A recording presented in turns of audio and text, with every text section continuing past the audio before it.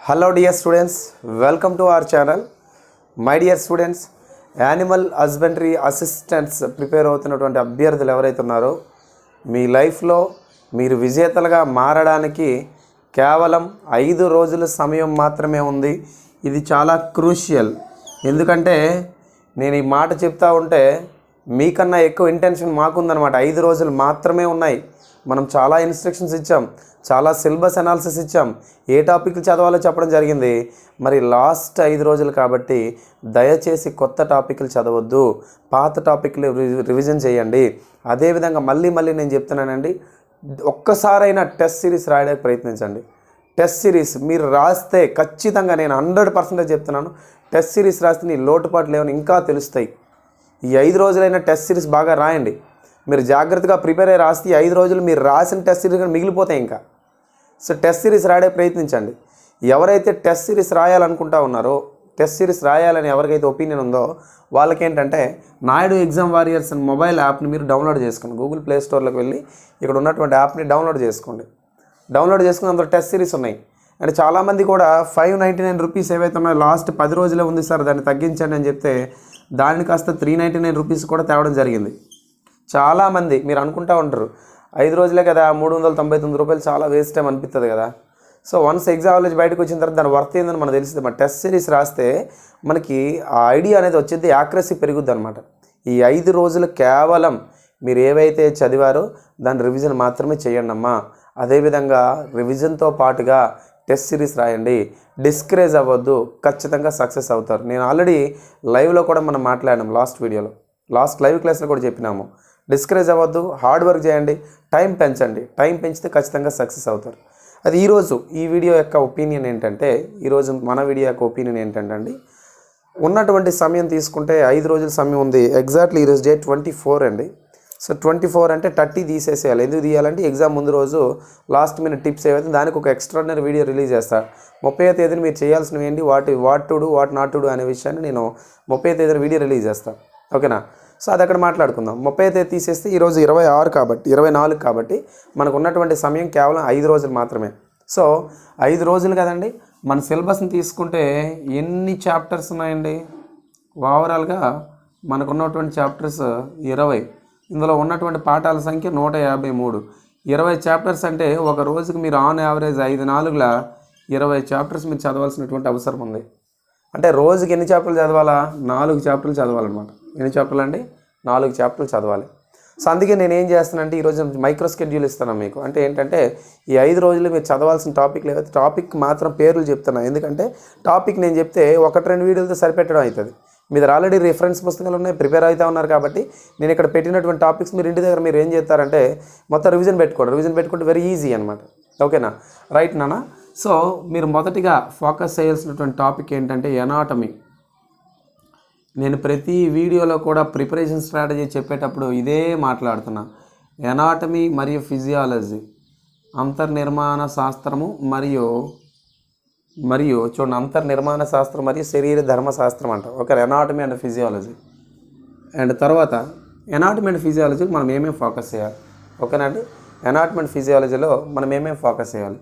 So ఇక్కడ పూర్తి స్థాయిలో మీరు ఏం చేస్తారంటే డయాగ్రామ్స్ ఏవైతే ఉన్నాయో, బొమ్మలు ఏవైతే ఉన్నాయో, బొమ్మలు అంటే ఫర్ ఎగ్జాంపుల్ పశువుల యొక్క ఎముక, తుంటి ఎముక తీసుకున్నాం అనుకోండి, పెలువు గిడ్లు తీసుకుందాం.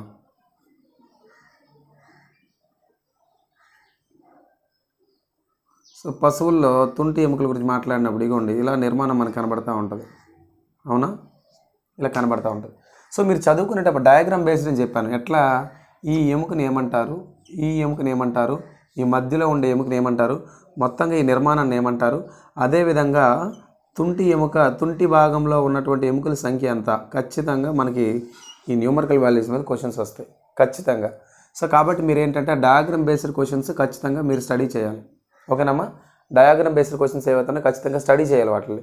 మనము నెక్స్ట్ సెషన్లో ఏం చేద్దామంటే నెక్స్ట్ వీడియోలో డయాగ్రామ్ బేస్డ్ క్వశ్చన్స్ రైజ్ అవ్వడానికి హార్ట్ డయాగ్రామ్ వేస్తాం, హార్ట్ భాగాలు, మూత్రపిండ డయాగ్రామ్ వేస్తాం, మూత్రపిండంలో భాగాలు, నెఫ్రాన్ డయాగ్రామ్ వేస్తాం, అందులో భాగాలు, నాడీకణం బొమ్మ వేస్తాం, దానిలో భాగాలు, కాలేయం వేస్తాం, కాలేయంలో భాగాలు. సో ఇలా వీటికి సంబంధించినటువంటి డయాగ్రామ్ బేస్డ్ వీడియో కూడా ఎక్స్ట్రాడినరీ వీడియోతో మీ ముందుకు వస్తాను. ఓకేనా? రైట్ నాన్న. సో సంఖ్య మాట్లాడతాం. సంఖ్యతో పాటుగా ఖచ్చితంగా మీరేంటంటే ఈ టాపిక్ చదివినప్పుడు ఒక్కొక్క అవయవం యొక్క పనితీరు అంటే ఫంక్షన్ అనమాట. ఆ అవయవం తీసుకొని దాని యొక్క ఫంక్షన్ ఏంటనే దాని మీద మనం ఫోకస్ చేయాలి. ఓకేనా? గుర్తుపెట్టుకోండి. మొదటగా డయాగ్రామ్స్ అన్నాను, తర్వాత ఫంక్షన్స్ అన్నాను. ఓకేనా? ఫంక్షన్స్ తర్వాత మీరు బాగా తెలుసుకోవాల్సింది లొకేషన్ అంటే ఆ భాగం ఎక్కడుంది. ఓకేనా? ఈ భాగం ఎక్కడుంది, ఈ భాగానికి దగ్గరగా ఉన్నటువంటి భాగం ఏది, లేదా ఈ భాగానికి పైన ఉన్నటువంటి భాగం ఏది, ఈ భాగానికి క్రింది ఉన్నటువంటి భాగం ఏది. So location and the function of the organs ఏవైతే ఉన్నాయో అది మీరు తెలుసుకోవాలి. ఓకేనా? సో దీనితో పాటుగా మీకు న్యూమరికల్ వాల్యూస్, సంఖ్యలను, ఎముకల సంఖ్యనే కాదు, మొత్తం ఫర్ ఎగ్జాంపుల్ రక్తం యొక్క పరిమాణాలు. ఓకేనండి? రక్తం యొక్క పరిమాణాలు, అదేవిధంగా రక్త కణాలు ఏవైతే ఉన్నాయో రక్త కణాల యొక్క సంఖ్య, అదేవిధంగా ఈ రక్తంకి సంబంధించినటువంటి రకాలు డబ్ల్యూబీసీ అంటాము, ఆర్బీసీ అంటాము, ఆర్బీసీ అంటాము. అదేవిధంగా మనం ప్లేట్లెట్స్ అని అంటాం. ఏమంటానన్నా? ప్లేట్లెట్స్ అని అంటుంటాం. సో ఇలాంటి వాటి మీద కూడా మనం ఫోకస్ చేయాలి. ఓకేనా? Very very important. ఈ 5 రోజుల వీడియోస్ మాత్రం మిస్ అవ్వద్దు. ఎందుకంటే మీకు ఖచ్చితంగా diagram based questions, extraordinary content మేము ముందుకు వస్తాం. ఒక మూత్రపిండం తీసుకుని దాని గురించి ఒక video. So diagram based questions మీద బాగా ఫోకస్ చేయాలి. సో ఇక్కడ అనాటమీ అండ్ ఫిజియాలజీ, లొకేషన్ గురించి మనం మాట్లాడుతామని చెప్పాం. ఓకేనా? నేను అనాటమీ గురించి డయాగ్రామ్ బేస్డ్ క్వశ్చన్స్ ఎక్కువ చెప్తాను. ఓకేనా? అండ్ అదేవిధంగా లొకేషన్ అయిపోయింది కదమ్మా. సో లొకేషన్ అయింది, పనితీరు అని చెప్పుకున్నాం, సంఖ్య అని చెప్పినాం. అదేవిధంగా మీకు ఎక్కువగా లైవ్లో కూడా చాలామంది అడిగారు, మ్యాచ్ ద ఫాలోయింగ్ మీద బాగా ఫోకస్ చేయాలి. మీ దగ్గర బిట్ బ్యాంక్స్ ఉండకపోవచ్చు చాలామంది దగ్గర. మరి మ్యాచ్ ద ఫాలోయింగ్స్ని ఎలా ఫోకస్ చేయాలంటే సింపుల్ అండి. ఇగోండి, మ్యాచింగ్స్ కూడా ఎలా అడుగుతాడంటే ఒక ఎముక గురించి, అదేవిధంగా కాలేయం గురించి, అదేవిధంగా క్లోమం అంటే ప్యాంక్రియాస్ గురించి, అదేవిధంగా మనకి హృదయం లేదా హార్ట్ గురించి, ఇలా ఈ భాగాలకు సంబంధించి ఇచ్చి ఇటువైపు మనకి ABCD అని చెప్పి పేరుతో మనకి ఇలా మ్యాచింగ్స్ ఇస్తాడు. అంటే గుర్తుపెట్టుకోండి, మీకు మ్యాచింగ్స్ అనేవి ఏవైతే ఉన్నాయో ఈ మ్యాచింగ్స్లో ఎప్పుడు కూడా గుర్తుపెట్టుకోండి, ఈ మ్యాచింగ్స్ ఎప్పుడు కూడా ఎనాటమీ నుంచి ఇవ్వడానికి ఎక్కువ అవకాశాలు ఉంటాయి. ఓకేనా? నేను మళ్ళీ చెప్తున్నాను, ఎనాటమీ మీద బాగా ఫోకస్ చేయండి. ఎందుకంటే ఎనాటమీ టాపిక్ బాగా ఇంపార్టెంట్. ఓకేనా? ఎందుకంటే క్వశ్చన్స్ వచ్చే ఇది ఏరియా ఇది. ఓకేనా? సో ఈ టైంలో మనం దాన్ని ఏమంటారంటే మొండిగా ప్రవర్తించవద్దు. అంటే ఈ టాపిక్ చదివినామని చెప్పి ఒక ఐడియా వచ్చేస్తుంది. అలా ఎప్పుడు మనం ఉండకూడదు. ఎందుకంటే క్వశ్చన్స్ వచ్చే ఏరియా ఇదమ్మా. ఓకేనా? ఎముక అంటే ఇలాంటి క్వశ్చన్స్ అడుగుతూ ఉంటాడు. అంటే అదేవిధంగా రసాయన పదార్థాలు, ఫర్ ఎగ్జాంపుల్ కెమికల్స్ ఏవైతే ఉన్నాయో, కెమికల్స్ బేస్డ్ అంటే హృదయంలో ఉన్నటువంటి మూలకాలు ఏంటి, ఊపిరితిత్తులు పనిచేసేయడానికి ఇంకొకటి అమ్మా వెరీ వెరీ ఇంపార్టెంట్, క్రియాత్మకమైన మరియు నిర్మాణాత్మకమైన ప్రమాణాలు ఏవైతే ఉన్నాయో ఈ పశువుల్లో అవనియండి, మానవుల్లో అవనియండి. సో క్రియాత్మక మరియు నిర్మాణాత్మక ప్రమాణాలు ఏవైతే ఉన్నాయో వీటి గురించి మీరు బాగా ఫోకస్ చేయాలి. ఓకేనా? సరేనా? సరే, అదేవిధంగా క్రియాత్మకమైన ప్రమాణాలు అన్నాను కదా, ఇగోండి రాస్తున్నాను. క్రియాత్మకమైన మరియు నిర్మాణాత్మకమైన ప్రమాణాలు ఏవైతే ఉన్నాయో వీటి మీద ఖచ్చితంగా మీ ఫోకస్ అనేది ఉండాలి. ఓకేనా? ఇది ఎనాటమీలోనే మనం దృష్టి పెట్టాల్సినవి. ఓకేనా? మరి ఇది 1వ పాఠం. రోజుకు 4 పాఠాలు అన్నా కదా, నేను కొన్ని పాఠాలు ఎలిమినేట్ చేస్తున్నాను. రోజుకు 3 పాఠాలు చెప్పుకుని చెప్తున్నాను. ఎందుకంటే అన్ని పాఠాలు ఇప్పుడు రివిజన్ చేయడం జరగదు కాబట్టి. 2వ పాఠం ఏంటంటే పశువులు మరియు కోళ్ళలో. ఓకేనండి? పశువులు మరియు కోళ్ళలో వచ్చే వ్యాధులు. ఇక్కడ చాలామంది ఎలా చదువుతారంటే చూడండి, ఈ టాపిక్లోని మీ యొక్క ఆలోచన శైలి ఎలా ఉంటుందంటే, కనిపిస్తుంది కదా, మీ ఆలోచన శైలి ఎలా ఉంటుందంటే చూడండి, పశువులు మరియు కోళ్ళు అని అంటున్నాం కదమ్మా. ఇక్కడ చాలామంది ఏం చేస్తారు, పశువులకు సంబంధించినటువంటి వ్యాధుల గురించి పూర్తిగా చదివేస్తారు. వ్యాధి ఏంటి, ఎలా వస్తుంది ఏంటి, వాట్ అని. మనకి ఎగ్జామ్లో క్వశ్చన్ ఎలా అడుగుతారు తెలుసా, ఈ క్రింది వానిలో వైరస్ యొక్క లక్షణం ఏంటి అని అడుగుతాడు. మనం ఏం చదివినాము, పశువుల్లో ఫర్ ఎగ్జాంపుల్ పశువుల్లో ఒక బాగా ఫేమస్ వ్యాధి, అంటే బాగా ఎక్కువసార్లు క్వశ్చన్లు అడిగినటువంటి వ్యాధి, బాగా ఇంపార్టెంట్ డేంజరస్ వ్యాధి, ప్రాణాంతకమైన వ్యాధి, వస్తే సస్తాయి అంతే ఇంకా. ఓకేనా? అలాంటి వ్యాధి అంటే మనకి గాలికుంటి వ్యాధి అంటాం. మరి గాలికుంటి వ్యాధి గురించి లక్షణాలు, ఇన్క్యుబేషన్ పీరియడ్, దాని మెడిసిన్ ఏంటి, వాటి అన్నీ చదివేస్తాం. కానీ మనకి ఏమడుగుతాడు, ఈ క్రింది వానిలో వైరస్ యొక్క లక్షణం ఏది అని అడుగుతాడు. ఓకేనా? లేదా ఈ క్రింది వాళ్ళలో వైరస్ అని పిలుస్తున్న సూక్ష్మజీవులను అవిచ్ఛిన్న ఓకేనండి అవిచ్ఛిన్న మనం దాన్ని ఏమంటారు ఆబ్లిగేట్ పారాసైట్స్ అని చెప్పేసి అంటారు ఓకేనా ఆబ్లిగేట్ పారాసైట్ అవిచ్ఛిన్న పరాన్నజీవి అని చెప్పి అంటారు. సో ఈ క్రింది వాళ్ళలో వైరస్ని ఆబ్లిగేట్ పారాసైట్ లేదా అవిచ్ఛిన్న పరాన్నజీవి అని ఎందుకు అంటారు లేదా దానికి సంబంధించిన సరైన వాక్యాన్ని గుర్తించండి అని అడుగుతాడు ఓకేనా.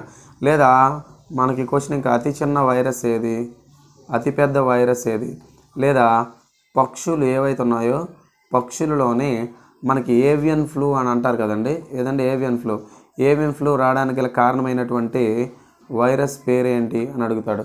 ఇంకా వ్యాధుల్లో కూడా మనకి కొన్ని అంశాలు ఉన్నాయి. అదేంటి పొదిగే కాలము అంటారు గెస్టేషన్ ఇన్క్యుబేషన్ పీరియడ్ అంటారు ఓకేనా.